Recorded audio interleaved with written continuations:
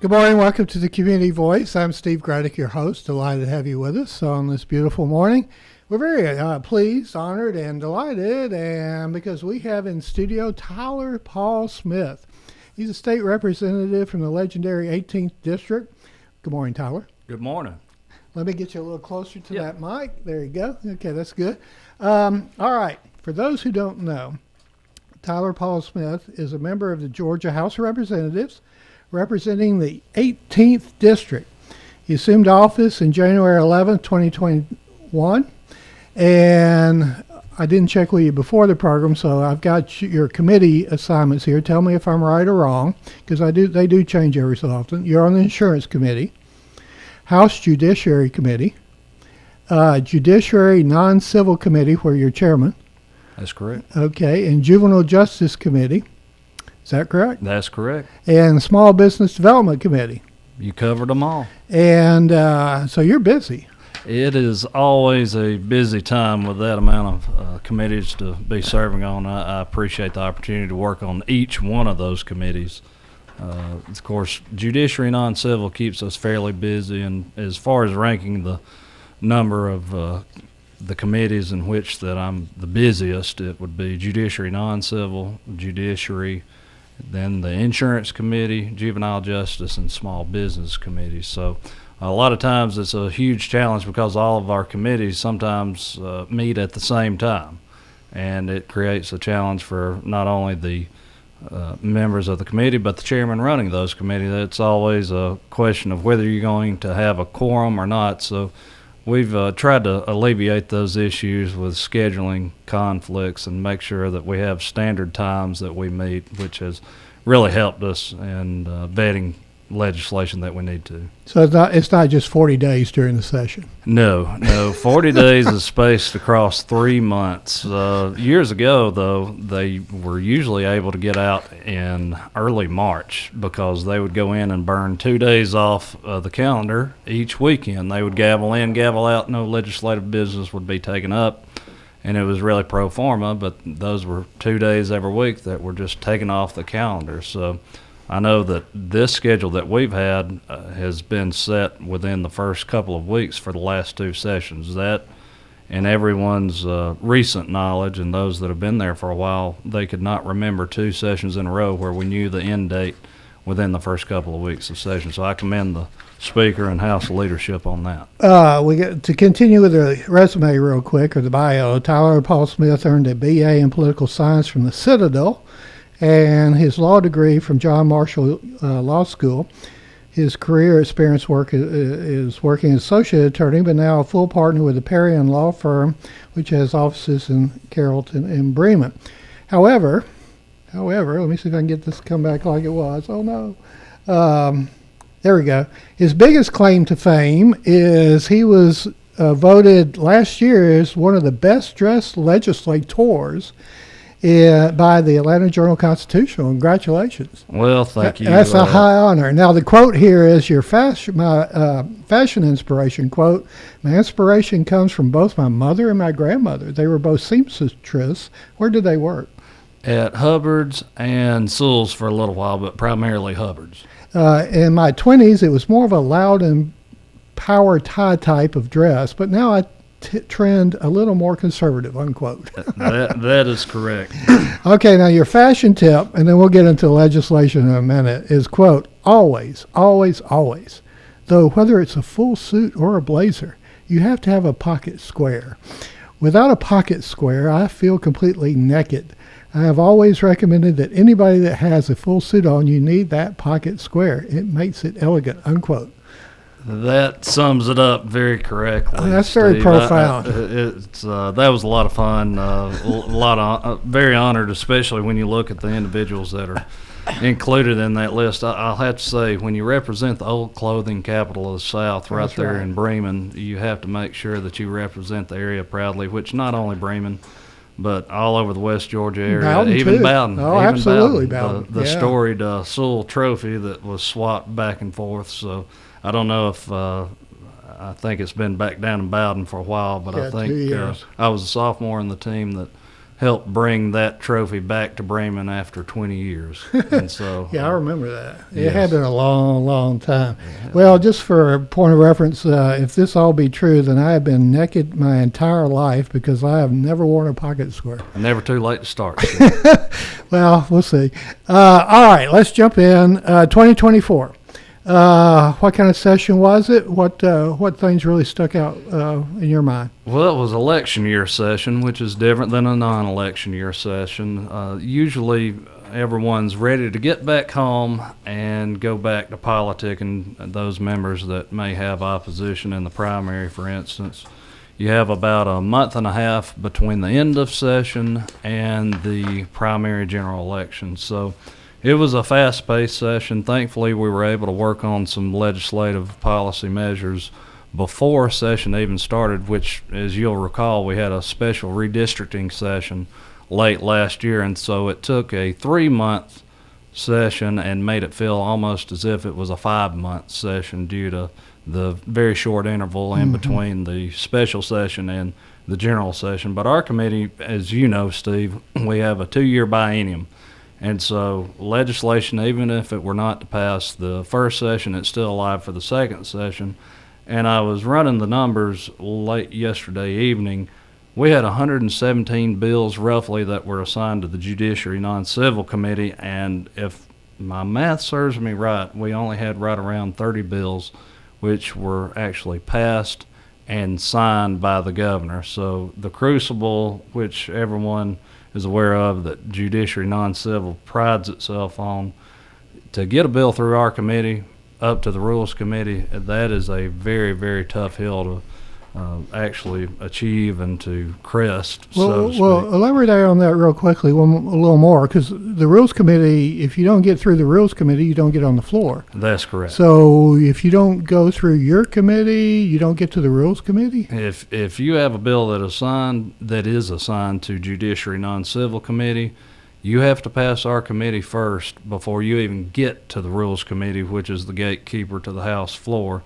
And just so everyone's aware of, different committees operate differently. It's really a preference of the chairman. Some chairmen use the subcommittee process, some do not. Some, for instance, Judiciary Civil Committee, which Judge Stan Gunner chairs. He's from up in Northeast Georgia and a good friend, a good mentor. His committee meets in full. We do have official subcommittees that are divided throughout the committee with different members. However, we use the full committee in Judiciary Civil. Judiciary Non-Civil is a little bit different. I have 2 subcommittees. Thankfully, I have great subcommittee chairmen that help us in vetting this process. So by the time that it gets to the full committee, most of the issues have been vetted. However, we will make sure that we still give it the thorough going through. Thankfully, the subcommittee process helps refine those pieces of legislation. Committee meetings can go on anywhere from 30 minutes to, I think one time we had about a 6 to 7 hour committee meeting. And so that is a thorough debate for those that are listening in this morning that haven't ever had the joy of attending in person or watching online. It is a thorough vetting of the legislation. We don't always get it right. For instance, we had a couple of bills that they sent back down to us that we vetted some issues, and we were thankful to have the opportunity to correct those issues. And that's just a testament to our committee and being able to do a quick turnaround on these issues. Thankfully, when we had a bill that was sent back to us from the Rules Committee, there were only 1 or 2 issues that needed to be addressed, and I'll have to credit the members of our committee. It's not a dictatorship in a committee. The committee members, you cannot, as chairman, just tell them you have to vote for this or you have to vote against this. The committee members were made up of, I believe we were down to 19 with an actual appointment of 1 member to the judicial bench over in Augusta. But we have 19 members. Those are 19 House districts that are varied in what their constituents want to see happen and what their representatives have to come and actually represent. Well, now that you're, I was going to ask you about this later, but let's just briefly mention this. Last week we had James Camp on from GA2A, and he referenced the Senate Bill 36, I believe it was, that got through your committee, but I understand y'all addressed that Second Amendment issue. And Yes, it was either the next legislative day. I want to say it was a weekend. Thankfully, my good friend Jerry Henry, he's been a friend for a long time, ever since I was a legislative aide back in the last decade.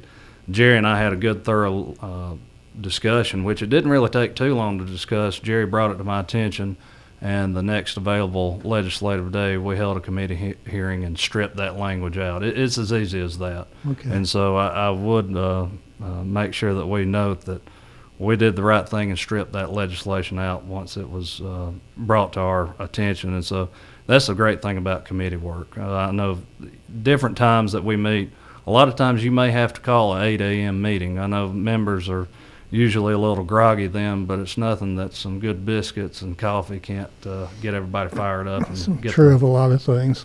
Okay, we're going to take a break, and we'll be back with more with State Representative Tyler Paul Smith of the 18th District. But first, these words. Health is a journey. It's making better choices, even when it's not easy. It's taking care of yourself and the people you love. At Tanner Health System, we're there for you with every step, with primary care, heart care, cancer care, women's care, orthopedics, surgical services, and so much more. We're dedicated to helping you live and feel your best. So let's get on that journey to health. You've got places to be for many years to come. Find us at tanner.org. Oak Mountain Academy is an innovative school of academic excellence celebrating over 61 years. I'm Patrick Uran, head of school, inviting you to join us on the mountain to see our mission and vision in action. Academic excellence, a faith-based environment, and dynamic opportunities are just a few of the reasons our families choose Oak Mountain Academy. Academic scholarships and tuition assistance are available. For more information, visit us at oakmountain.us. Discover your journey at OMA. Prepare, explore, and achieve.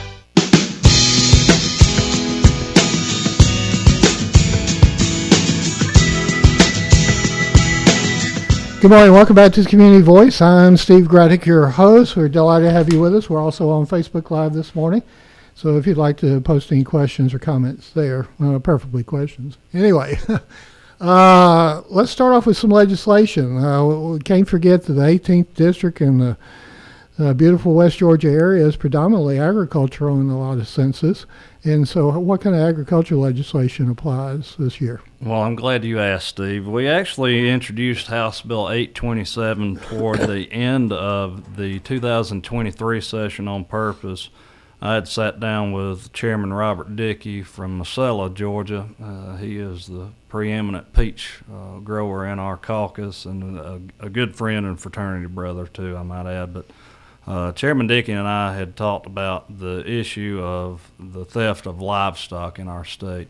I knew that back last decade there was some legislation introduced by Chairman Clay Perkle from down in Ashburn, Georgia, who I had the fortune of working for. He's retiring this year. We'll miss him very much, but there was some legislation introduced about proof of ownership when someone brought cattle to the auction barn, making sure that someone wasn't just showing up with somebody's cattle that they didn't own and trying to sell that amount of cattle and receive payment for that when it was basically they had committed cattle rustling or theft of livestock. And so we thought that based on the history of the statute, it hadn't been updated in a while. And so How long? When was it original? It had to have been back in the 80s was the most recent I could find on legislative history. Thankfully, we have a good team in legislative council that can look that information up. And so we saw it was right around the mid-'80s, I want to say was the last time this had been addressed. And so thankfully, we had a good deal of support. Commissioner Tyler Harper, a good friend of mine, he backed the legislation. Georgia Cattlemen's Association backed the legislation. What you're seeing, and I think it bears out now when you go to the grocery store especially, with the war in Ukraine going on, we saw that the price of fertilizer had rose exponentially. So now the cost to the consumer is finally being realized. And although we had reports of stolen cattle back in the last decade, we knew that we were primed to undergo that same situation here with rising food prices. It's not just cattle. You have chickens, hogs, and even produce out of the field. But this specifically dealt with livestock theft, and we thought that moving these penalties up, maximum fine to $10,000, because you're trying to think, you have theft of a cow-calf pair, you're looking at least $3,000 to $4,000 depending on the stock. If you have a good seed bull that's actually stolen out of the field, I mean, you're looking at some of these good bulls that could be at the very minimum $20,000. And so trying to make sure that we had a good deterrent in place for those and hopefully prevent this theft. Also, House Bill 827, upon request of Commissioner Harper, they had a issue arise in South Georgia of where a processing plant was actually a front for an illegal pot growing operation. Chinese nationals were actually running what was purported to be a meat processing plant.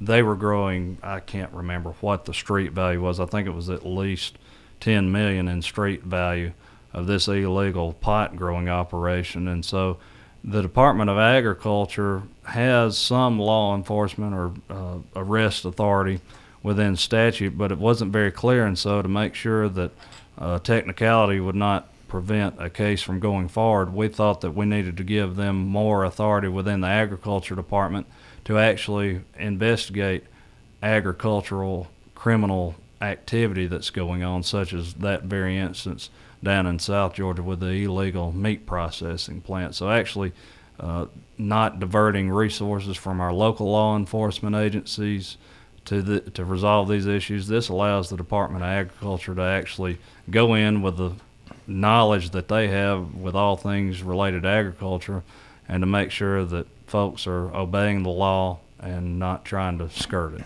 Well, I'll use that as my segue to talking about immigration, since 30,000 Chinese so far have come across the border, the open border. And for the last several programs, I've mentioned to both candidate Dugan and candidate Jack about immigration. What did the House do this year as far as immigration and tightening in on it and giving Governor Kemp support to assist in closing the southern border? Well, I'll give credit.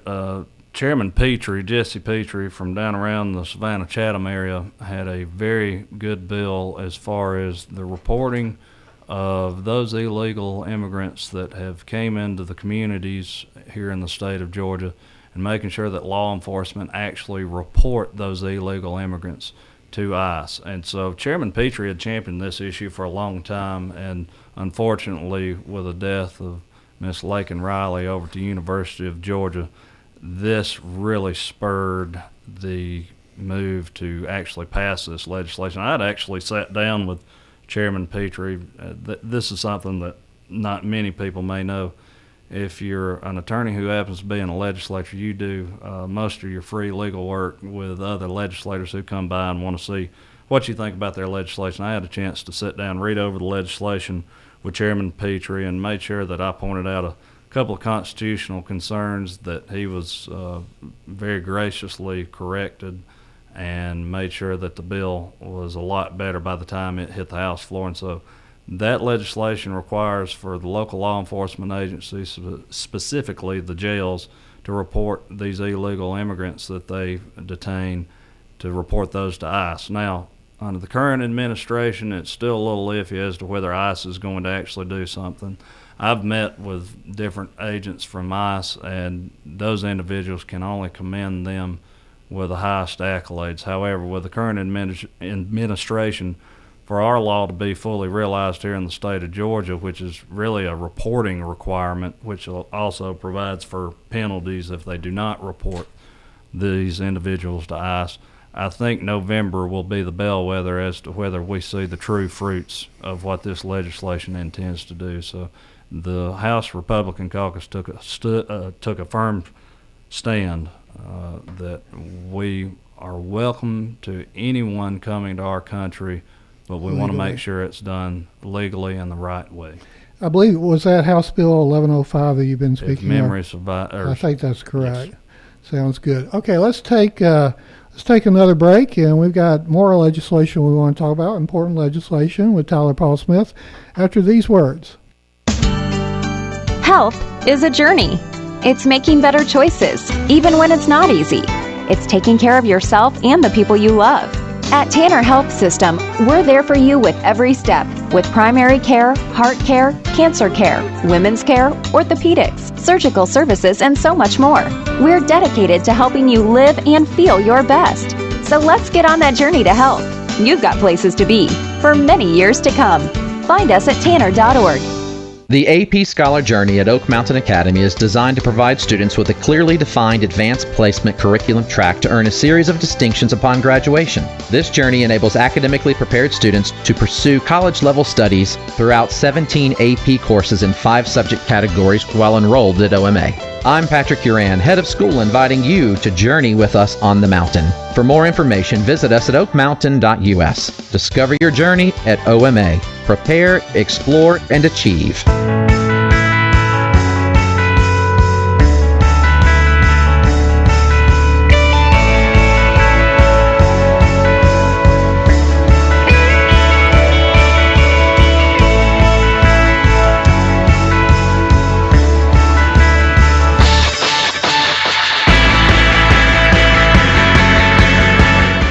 Good morning. Welcome back to the Community Voice. I'm Steve Graddick, your host. Delighted to have you with us. We're very pleased to have in studio Tyler Paul Smith of the 18th District, State Representative, and understand there a piece of legislation passed that is going to protect young children online, a social media protection bill, and pornography age verification that could be significant. I believe you have to, kids need parental permission under 16. Are you somewhat familiar with that legislation? Yes, there was another companion piece of legislation dealing with the AI portion of this as well. Right. But the emphasis of both pieces of legislation was really to make sure that our minors are not taken advantage of online.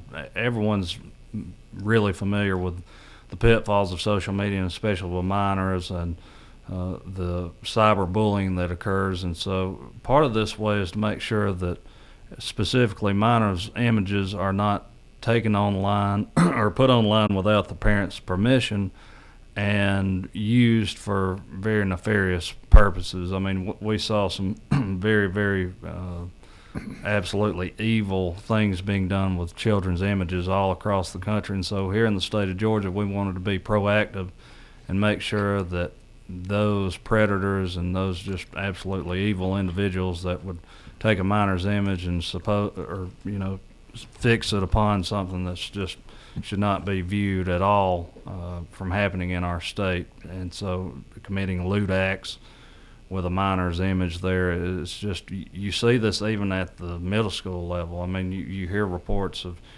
kids and what they can do with technology that when I was growing up we did not have that.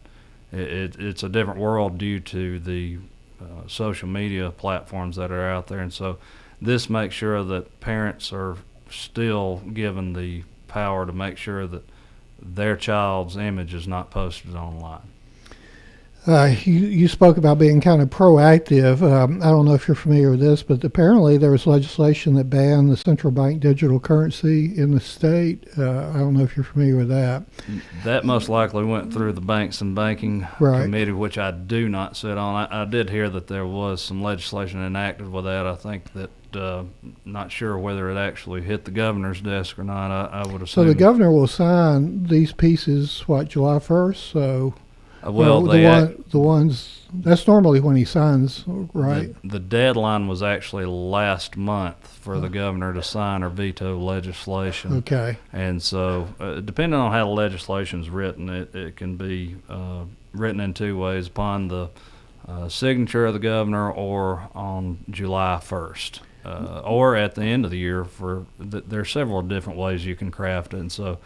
That's a little bit strategic on different members and different pieces of legislation. You have to really think through those things, but most bills will become effective on July the 1st. Right. That's to give a little bit of time for all the individuals that have to deal with enacting these laws to make sure that they have the time to implement them. That's when the news stories come out. We're going to run out of time, but I believe there was a school choice, quote-unquote school choice bill that passed that gave, I think, $6,000 tuition credit to Yes. private independent schools. Yes, that legislation, compared to what it was before, was really fixed in a much better fashion. That legislation, we took a long, hard look at it, and it should not affect our schools here in West Georgia. We have the best public schools in the whole state of Georgia, and I can only commend them more and more as we go along. I don't really have enough words to commend them enough at the great job that they've done. I'm a product of those schools, but this legislation will help those in the worst parts of our state. You go to South Georgia, it is really ground zero, not to mention Fulton County. But I think this legislation in its narrow and limited scope will not take money out of our public schools, and it shouldn't. As long as our public schools are still doing the job that they've done for so many years now, they shouldn't have to worry about it. The concern with that, again, just briefly, because there's a lot of things I want to talk about, is the kid in the urban environment with a failing school, not a West Georgia school, but Right. a failing school. What if anything is the solution for that? Well, we hope that Senate Bill 233 will help to address those issues. You know, really, Fulton County, DeKalb, and some of the other metro areas, there are so many issues that just continue to compile and makes the problem even more complex. And so I think really there's going to come a time, unless they can get things right, which I always hold out hope that they will.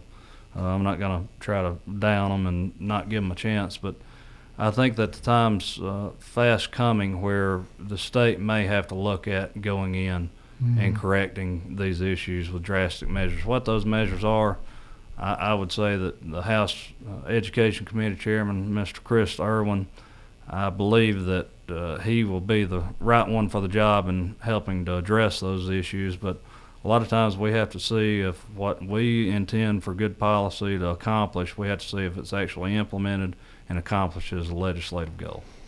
Kind of somewhat related, our neighboring state of Alabama back in March passed a bill that prohibited DEI being established in Alabama colleges, universities, and K through 12 schools. And so the DEI offices and colleges now, this came to my attention because of Jack State, have been eliminated. Is there anything on the drawing board for Georgia? I know that the Board of Regents has been discussing a lot of these issues with DEI. I know from a legislative standpoint, a lot of us, those of us in the Republican caucus, are really viewing these DEI initiatives with a whole lot of suspicion, because what DEI is supposed to be and what it's actually being implemented are two different things. And so I think on the legislative side, I can't speak for everyone, but I can speak for myself that I view these DEI initiatives as being very suspicious. And, you know, what are they actually pushing? Are they virtue signaling, or are they going back to actually what I would say that Dr. King espoused the best, is making sure that we judge the content of one's character and not the color of their skin. So One story that every year comes up, it seems to have a meteoric rise in the news, and then it falls by the wayside, which is sports gambling. And part of that is, I understand there are a lot of lobbyists involved with that issue. Where are we under the Gold Dome with that? I believe day 40, if memory serves me correct, they had a committee hearing that they actually passed the legislation out of committee, and it simply never got to the floor. My understanding was that they did not have the votes to bring it to the floor. And so when you have a whip count that is done, that will tell you where you're at as far as the numbers. And, you know, at least the Republican caucus, I don't know how the Democrat caucus, I was told that the Democrat caucus was split on it as well, but the Republican caucus, I was told, didn't have more than 50 or 60 votes. Yes, so I don't know if they'll bring it back next year. They always seem to bring it back. There's always a debate as to whether it's going to be the online gambling, basically your DraftKings, those sort of mediums, or whether you're going to actually have casinos and what's going to benefit the state more or not. The argument with casinos is that actually creates jobs, not only in the construction, but those that actually work there at those locations. And so there's always a fight between those two, and I don't think the two factions, if you will. That's why there's so many lobbyists. You have some that are for the sports betting and some that are for the casinos and some for both. And I think that trying to get those two horses to go in the right direction or the same direction, that seems to be their issue. But they just simply didn't have the votes to get it to the floor. Well, we kind of started off with agriculture, so let's wrap it up with agriculture. I understand House Bill 893, Georgia Farmstead Exemption Act passed. So that, let's see, I've got that somewhere. That creates a statewide homestead exemption from ad valorem taxes for the full value of a homestead used for agricultural purposes, correct? Yeah, that's correct. What we're seeing, and we see it even here in the West Georgia area, the small farms, which make up the majority of our farms here in the West Georgia area, they are quickly going by the wayside. You see centuries-old farms that are being sold and developed into housing. And so I know that we need more housing, but making sure that we give these landowners a way to not be taxed to death by local political subdivisions. We're trying to save the agricultural identity that we have while still allowing for growth. It's a tough balance to maintain, but what you see is a lot of these small farm owners, for generations, their families have carried the burden for a lot of the tax base by paying those property taxes. And what we're seeing is a lot of times they're being driven out. Used to, you could harvest the timber on the property and cover your property taxes for the period leading up until you harvested the next round of trees, and so which is mainly pine, navel stores here in the state. And so this is an effort by the legislature to give those small farms a chance to survive, because without it, it'll cease to exist. I mean, we are right at the middle of it here in North Georgia. Representative Holston brought in 4 students from the Future Farmers of America first show a few weeks back, which still on our website. And so the idea there that the way to preserve agricultural land and farming is to grow up a crop of young farmers and young students who are interested in agriculture.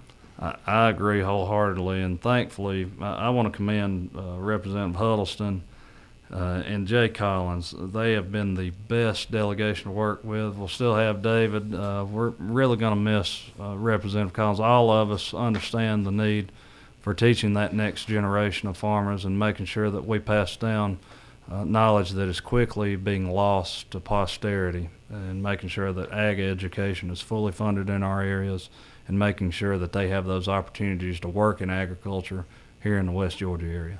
We've got a guy at my church who just graduated from Abraham Baldwin Agricultural College, Right. and he's looking at a good, long, full career.